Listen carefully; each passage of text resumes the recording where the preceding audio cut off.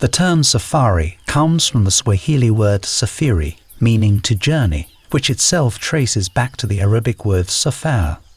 Long before tourism existed, this word was simply used to describe a trip or expedition. In East Africa, it was used to talk about the long, dangerous journeys made by traders, hunters, and explorers moving across the continent. In the late 19th and early 20th centuries, the modern concept of safari began to take shape.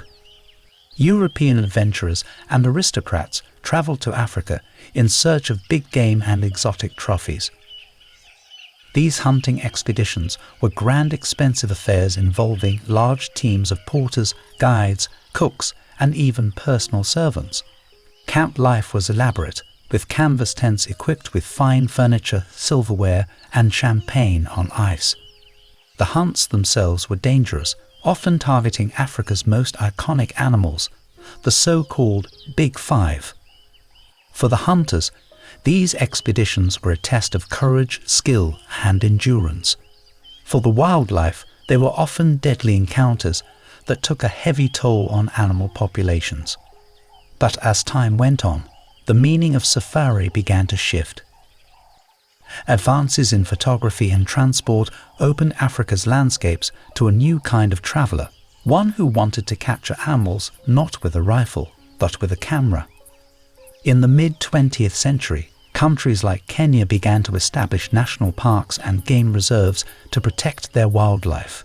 The focus shifted from hunting to conservation, and from trophies on the wall to memories in an album. Safari guides, once trained in the art of tracking prey for hunters, became experts at finding the perfect vantage point for photographs. Today's safari experience is the product of that transformation. Instead of hunting camps, visitors stay in eco-lodges and luxury tented camps designed to blend into the landscape while offering comfort. The game drives are guided by a commitment to respect the land and the creatures that call it home.